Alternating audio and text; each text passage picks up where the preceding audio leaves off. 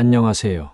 마자의 TV입니다. 사람을 어떻게 관찰하고 파악하고 볼 것인가? 이런 문제 많이 생각해 보셨습니까? 중요한 말이 이 화면의 뒤편에 나오니까 기왕 들으신다면 시간을 내서 끝까지 들어주시기 바랍니다. 몇 번 더 들어보세요. 여러분은 사람을 볼 때 무엇을 먼저 봅니까?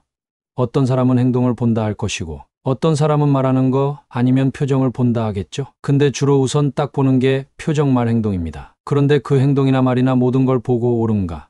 그런가? 나하고 맞는지 안 맞는가 여러 가지를 추론해 보는 것이죠. 그런데 여기에 함정이 있습니다. 행동은 언제든지 바뀔 수가 있어요. 또 말도 표정도 언제든지 바뀔 수가 있습니다. 물론 은연중에 드러나는 그 습관에 의한 것은 잘 바뀌질 않아요. 그런데 의도적으로 접근한다든지 의도적으로 행동할 때는 감추고 할 수가 있는 게 말과 행동 표정입니다. 여러분 간혹 가다가 유명 연예인들이 사기를 당해서 수십억을 잃고 그야말로 공궁에 처해 있는 거 보도된 걸 여러 번 보셨을 것입니다. 그런데 그게 하루 이틀도 아니고 예전에도 늘 있었기 때문에 아마도 연예인들이 굉장히 그런 부분에 민감하게 경계하고 할 거예요. 그런데도 그런 일이 늘 발생하는 거 왜 그러겠습니까? 아주 친하게 친절하게 가까워진 다음에 형님, 동생 하면서 가까워진 다음에 이거 한번 해보시면 이렇게 좋을 것 같은데요. 이해하는 척하니까 넘어간다. 이 말이에요.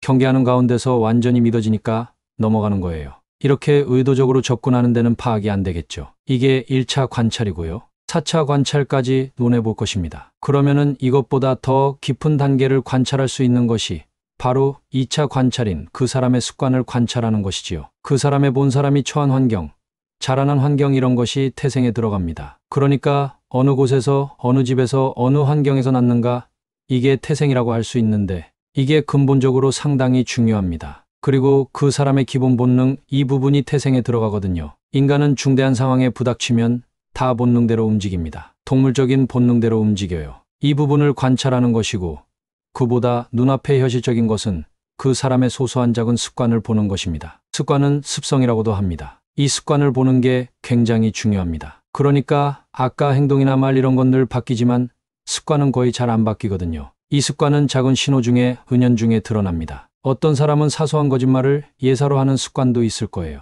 사람은 착하고 정직하고 성실한데도 그런 사람도 있거든요. 또 어떤 사람은 일을 또 성실하게 하지 않는 그런 습관도 있지 않겠어요. 또 어떤 사람은 성격이 불같은 성격도 있을 거예요. 술 주정하는 습관도 있을 것입니다. 습관은 반복됩니다. 꼭 사소한 습관에 주의를 하고 살펴야 합니다. 말로 안 한다고 큰 소리쳐도 되풀이 되는 게 습관이므로 주의 깊게 관찰 대상인 것입니다. 습관을 보게 되면 아주 단순한 데서도 그 사람 전체를 어느 정도 읽어낼 수가 있어요. 그 습관을 가지고 너는 나쁜 놈이다, 좋은 놈이다, 그런 거 보려고 하는 게 아니고 저 사람은 원래 환경이 이렇고 습관이 저러니까 어디에 적합하겠다. 또 나는 저 사람 상대할 때 어떤 면을 장점으로 보고 상대할지 아니면 어떤 점을 단점으로 보고 내가 거기에 대해서 대응을 하면서 상대할지 이런 걸 알 수가 있는 거예요. 그래서 나한테 맞는 사람 찾으면 안 되고 가지가지 태생 습관 다 다르지만 거기에 따라서 내가 대응하고 같이 조화를 이루고 공정한 거래를 하고 때로는 멀리할 때는 하고 가까이 할 때는 가까이 하는 것이 지혜 아니겠습니까?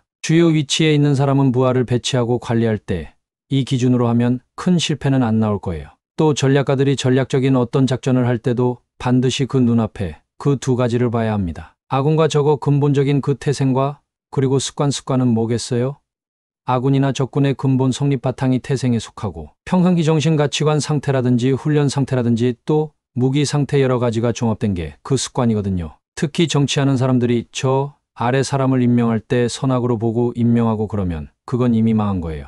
이제 네 번째를 먼저 말씀드립니다. 모든 사람은 미래 운명이라든가 지금 처지는 어디서 비롯되느냐 하면은 그 사람이 깊은 정신 속에 간직하고 있는 집착하고 있는 그 고정관념 이것입니다. 이거에 의해서 현재 그 사람의 모든 생활 환경이 거의 지배를 다 받고 미래의 운명은 거기서 결정한다 해도 과언이 아니에요. 70% 이상 작용할 것이다. 나는 그렇게 봅니다. 아까 태생의 습관 이런 것이 또 많이 차지하고 그냥 생각하고 말하고 행동하는 것도 작용하지만 지금 말하고 있는 부분에 비하면 굉장히 약한 것이죠. 가장 강하게 작용하는 게 그 사람이 가진 깊은 애착 집착된 가치관 고정관념입니다. 그럼 이 종류에는 뭐 있을까요? 그 사람 나름대로 개인적으로 익히고 학습한 선악관이 크게 자리 잡고 있을 것이고 또 그 사람은 처지에 따라서 어떤 사람은 재물욕이 강하고 어떤 사람은 권력욕이 강하고 어떤 사람은 자존심이 강하고 가지가지 있을 거예요. 그리고 또 종교를 믿는 사람은 그 종교에 대한 애착, 진리의 말씀에 대한 애착, 그 믿는 마음이 강하게 있을 거예요. 이념, 사상도 마찬가지입니다. 더하여 관습이나 풍습도 금기도 강하게 자리합니다. 이게 전부 고정관념에 속합니다. 수행자는 또 수행자들로 수행하는 방법이라든가 진리에 관한 법이라든가 아니면 수행 목표 여기에 대한 강력한 집착이 작동합니다. 이런 것이 전부 말하자면 고정관념에 속합니다. 그리고 오래 수행을 하고 기도를 한 사람들은 감각이 예민해지거든요. 그러다 보면 자기가 원하고 생각하는 모든 게 눈앞에 다 나타나요. 이것이 영험이라 할 수도 있고 명상하는 단체에서는 이걸 마장이라고 그럽니다. 특히 불교와 같은 수행단체는 이걸 전부 철저하게 마장으로 해석해요. 마군이 장난이다 하고 이렇게 봅니다. 동산에 가득 쌓인 쓰레기 더미와 같다고 봅니다. 그런데 이것이 많고 강력하면 할수록 무겁다 이렇게 칭합니다. 무거우면 악도를 이루며 선하지 않다고 말합니다. 무겁다, 운명이 무겁다. 또 이것이 옅으면 옅을수록 가볍다, 밝다, 선하다고 말합니다. 선악의 최고의 갈림길입니다. 일반적으로 사회에서 개인이나 집단에서 형성된 선악의 개념과 많이 다른 것입니다. 그러니까 흔히 명상을 한다, 기도를 한다 하는 사람들이 맑다 하면 이렇게 예민해지고 생생해지는데 맑다고 생각합니다. 그건 맑은 게 아닙니다. 진정으로 맑은 거는 비유컨대 이 쓰레기가 청소돼서 깨끗이 물로 씻고 바짝 말려야 맑다고 하는 것입니다. 그런데 이것이 어떻게 우리 생활에 작용하는가? 여러분이 좀 살펴봐야 합니다. 이런 관념이 강하고 깊으면 당장의 주변에서 대화를 해보면 꽉 막히게 돼요. 서로 수용이 안 되는 게 공감을 할 수가 없어요. 부딪혀버리기 때문에요. 그래서 꽉 막혔네? 말을 많이 듣게 됩니다. 이 느낌을 확 받게 되죠. 그렇게 되면 당사자는 무엇을 배우고 받아들이고 하려 하질 않아요. 자기가 딱 간직하고 있는 게 강하기 때문에 아니 받아들이고 배우고 싶어도 그게 가려서 들어오질 않아요. 급변 시대에 적응을 못해요. 항상 옛날 사고에 머물러 있게 됩니다. 만약 종교 믿음에 광적으로 매달려서 딱 몰입되어 보세요. 세상에 다른 걸 받아들이질 않아요. 10년이 지나나 20년 지나 항상 그 자리에 있는 거예요. 그래서 종교에 몽땅 몰입된 그런 나라들이 발전이 없는 이유가 거기 있어요. 종교에 광적으로 몰입된 시절에는 역사적으로 전부 암흑기를 만났습니다. 그리고 관습, 풍습, 금기 이런 데 쩌들어 있게 되거나 이념에 쩌들면 어떻게 되겠습니까? 평생 막혀서 그 길로 가는 거예요. 다르면 적이고 증오하는 대상이 될 뿐입니다. 옳으니 그러니 하면서 세월 다 보내고 이래서 우리가 인간이 발전하려면 항상 마음을 열고 같이 힘을 합하고 공존하면서 화합을 하는 그 바탕에서 미지의 세계를 연구하고 도전하고 개척을 해야 하는데 이걸 할 수가 없어요. 고정관념에 사로잡혔기 때문에 그러니까 나라가 발전하지 못해서 결국은 약소국이 돼버리고 남의 침략을 받고 이렇게 되는 겁니다. 그러니까 과거에도 그렇고 현재도 그렇고 선진국은 대부분이 사상의 폭이 넓고 고정관념이 얇다는 것이죠. 불교에서는 고정관념이 얇고 작으면 착하다 그래요. 그것이 관습, 풍습 옳은 것이든 아니면 진리이든 법이든 종교든 간에 꽉 붙들고 관념에 사로잡혀 있으면 깊고 무거우면 무겁다, 악하다 이렇게 표현한단 말이에요. 그때는 봉사하고 착한 일을 해도 암안심이 충만함으로 정상적으로 되지 않습니다. 과거 우리나라로 보면 통일신라 시대가 그 부분이 가장 맑고 깨끗했고 고려는 그 다음이었고 조선시대는 아주 탁했다고 보면 됩니다. 조선시대는 아침부터 저녁까지 별것도 아닌 거로 12분별 끊어질 날이 없었거든요. 옳으니 그러니 이게 맞는 풍습인지 저게 맞는 풍습인지 인생에 중요한 것도 아닌 걸 만들어서 난리를 쳤어요. 그렇게 조선시대는 생활이 어렵고 공공했어요. 지금은 그 시대보다는 굉장히 좋아지고 있습니다. 그리고 여러분 이것도 생각해 보시면 돼요. 예를 들어 바로 이 시대를 두고 봅시다. 저 연세 많은 분한테 가서 뭐를 이야기할 때 잘 통합니까? 아니면 요즘 젊은이들한테 무엇을 일러주고 말을 할 때 잘 통합니까? 어느 쪽이 안 통한다면 바로 금방 그 부분이 지내서 그렇다 보시면 돼요. 일반적인 이야기로 해보면 됩니다. 기술적인 것은 아는 사람만 아니까요. 이게 또 한 가지 명상하신 분들이나 기도를 찰지게 열심히 해서 성취를 했다고 하는 분들 지금부터 잘 들어보셔야 돼요. 그렇게 할 때는 항상 그 마음속에 뭔가 염원하는 게 누구나 있을 거예요. 내가 이렇게 명상을 해서 어떤 걸 성취하련다. 이런 경계를 얻고 싶다. 내 근본 성품을 알고 싶다. 그런 게 있거든요. 기도하는 이들은 또 어떤 성취를 하려고 기도하는 마음이 가득 있어. 이것이 있으면 어떻게 되겠습니까? 집중되면 눈앞에 완전히 실제 현실처럼 대상이 등장하기 시작해요. 이제 이것을 명상문에서는 마장이다. 마군이 작용이다. 이렇게 말하고 불교에서도 그렇게 말하죠. 불교 수행문에서 기본 가르침이에요. 그런데 이것을 알고도 묻혀 들어갑니다. 그게 실제 원하고 보고 싶은 상대가 나타난 거로 여기는 거예요. 예를 들어 자기가 믿는 대상이 나타납니다. 그래가지고 칭찬을 하고 잘한다. 하고 또 뭘 물어보면 그건 될 거다. 안 될 거다. 이야기하고 이렇게 해라. 합니다. 그런데 그게 또 자기가 원하는 바하고 일치되기 때문에 쏙 빠져들어가요. 자기가 구하는 바하고 일치돼서 나타나거든. 그거는 어디까지나 자기 잠재의식이 발동해서 상대적으로 오는 거기 때문에 그래요. 그러면 그것을 듣고 옳다 싶고 빠지지 않을 도리가 없습니다. 그래 빠지기 시작하면 이제는 무엇이든지 다 이루어지는 거예요. 자기 원하는 대로 다 되는 것처럼 보여줘요. 그 현상이 또 나와요. 눈앞에 보인단 말입니다. 그러면 기쁨에 날뛰게 돼요. 내가 비로소 이제야말로 수행이 깊어지는구나. 내가 이제야말로 수행의 길을 찾았구나. 하고요. 이렇게 명상하는 이들이 생각할 수가 있습니다. 기도하는 이들도 내가 비로소 이제 통하는구나. 계시받았구나. 가피받았구나.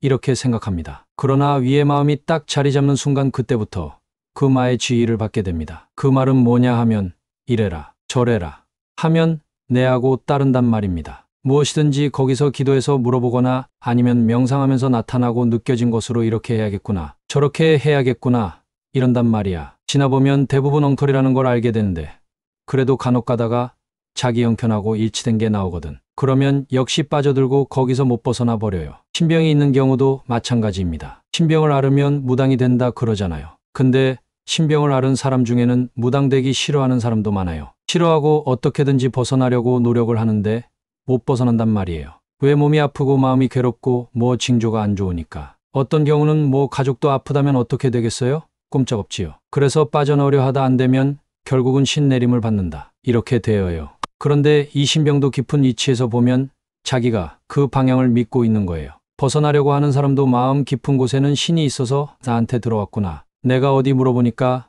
또 그런 말을 하더라. 빠져나가야 한다더라. 그런데 못 빠져나가면 신내림 받아야 한다더라. 등등 나름대로 그렇게 이미 믿고 있다니까요. 마음속에서 그래서 벗어날 방법이 없어요. 자기가 믿고 있으니까 예를 하나 들자면 옛날에 수십 년 전에는 전등 없는 마을도 많았습니다. 그럼 밤길 가면 깜깜했어요. 그러면 전등 들고 등불 들고 가야 하는데 근데 그게 늘 있는 것도 아니잖아요. 어떨 때는 그냥 더듬어서 가야 할 때도 있어요. 밤에 고개 넣으면 얼마나 겁납니까? 그런데 그때는 또 어른들한테 늘 듣는 소리가 뭐예요? 어디 산길 가다가 누구네 아저씨가 도깨비를 만났다. 귀신을 만났다. 그런 이야기 늘 해요. 그래서 각인이 돼 있어요. 어두운 밤길 산길을 가게 되면 정말 오싹하면서 느낄 수가 있는 거예요. 또 민감한 사람 실제 보입니다. 눈앞에 보이면 그냥 자지러지죠. 그래서 마음속에서 이거 가짜더라. 귀신 다 헛거라더라. 이렇게 마음을 먹어도 소용이 없어 안 사라져요. 왜 안 사라집니까? 마음속에 믿고 있거든요. 그래서 신병도 완전히 그것이 전부 허황한 거라고 하면 되지만 자기도 아픈데 옆 사람도 아픈 것 같으니까 안 믿을 도리가 있겠습니까? 그런데 이제 그건 그래요. 그런 것도요. 물리적으로 대응해서 다 바로잡을 수가 있어요. 그런데 왜 내가 아픈데 옆 사람이 아프냐? 그거는 한 가족은 환경이 비슷합니다. 집안의 온도, 환경도 비슷하고 먹고 입는 게 다 비슷해요. 그러다 보니까 비슷한 질환을 앓기가 쉬워요. 그러므로 거기로 대응을 해야 돼요. 근데 마음속에서 아니야. 이건 신병 때문이야. 이렇게 믿고 있으므로 안 되는 거예요. 이거를 못 벗어나는 거예요. 그래서 이런 어려움에 봉착해서 자기가 벗어나지 못할 때는 스승의 도움이 필요하다고 하는 것입니다. 그래서 옛날부터 스승 하는 거예요. 그러면은 자기가 그걸 벗어나려면 어떻게 해야 하냐? 그런 눈앞에 나타난 대상과 싸우면 안 됩니다. 예를 들어 자기 습관 바꾸려고 그러면 잘 바뀝니까? 굉장히 안 되죠. 그와 같이 어려운 겁니다. 고정관념 이것하고 어떻게 해보려 하는 거 굉장히 어려우므로 그거 싸우면 안 되고 놔두면 됩니다. 놔두고서 어떻게 하느냐? 자기 마음속에 간직하고 보고 느끼고 했던 전체가 모두 가짜임을 알면 됩니다. 종교를 믿는 사람에게 나온다면 경전에 있던 내용이 나타나니까 신심하겠죠. 이 진리의 말씀 그대로구나 하면서 그러나 벗어나고 싶다면 이거 경전에 있든 말든 그 내용 전부가 원래 헛거고 가짜라는 것만 인식하면 없어져요. 다 그런 내용은 모조리 누군가의 환상으로 지어낸 것이다. 진리니 뭐니 그 따위 본래 존재하지 않는다. 믿으면 됩니다. 실제로 그런 거 없거든요. 그렇게 하면 본래 마음자리가 드러나면서 본래 제정신이 돌아오는 거예요. 눈앞에 있는 건 모두 가짜 헛거인 줄 알면 그것이 종교가 비롯되면 그 종교가 전부 환상으로 원래 만들어진 거고 실제한 게 아니다. 그런 세계에 존재 안 한다. 완전히 마음에서 무심하여 끊어버리면 바로 없어지는 것입니다. 원래 그런 건 없으니까요. 이렇게 해서 자기가 자기의식 세계를 정화할 수 있어요. 모두 내가 느끼는 선악이 이것이 나의 마음작용이지 실제 선악이 아니라고. 선악으로 말해도 고정관념 정화가 제일 큰 거예요. 그리고 일반 우리 행동으로는 태생과 습관이 중요하죠. 3차 관찰 이야기하겠습니다. 행동면에서 보는 것입니다. 집단 속에서 태생 습관이 가지가지인데 가지가지가 끼리끼리 모여서 서로 화합하고 잘 나누고 잘 좋아 이루고 같이 공감한다면 뭡니까? 화합이잖아요. 화합. 이것을 행으로 잘한 사람은 복이 생기고 공덕이 생기잖아요. 미래가 열리고 옆에서 끌어주는 사람이 있고 보호해주는 사람이 생기며 삶에 힘이 덜 들죠. 살아가는데 자주 기회가 생기고 어려움에 부닥쳐도 손을 잡아서 건져주는 사람 생기잖아요. 그러니까 생활에는 굉장히 중요한 거예요. 복 받고 싶다면 정신 고정관념 비우고 화합을 실천하는 길이 최상의 길입니다. 그러니까 복하면 여기서 복 나온단 말이에요. 근데 이걸 반대로 하면 어떻게 됩니까? 사회생활 너무 어렵죠. 궁핍해지죠. 발버둥 쳐도 먹고 살기 힘들어요. 그러니까 제일 중요한 게 어떻게 보면 마음속의 고정관념 청소예요. 그 다음에 화합하는 게 이 두 가지가 제일 중요하고 그 다음에 관찰할 때는 습관과 태생을 관찰하는 거예요. 그게 단순하게 말이나 행동이나 표정 보고 판단한다면 어리석다고 보면 됩니다. 왕이 그렇게 해보세요. 그 밑에 제대로 된 사람 임명도 안 되고 제자리도 못 지킬 것입니다. 사람 잘못 쓴다. 이렇게 보시면 돼요. 말이 긴데 들어주셔서 감사합니다.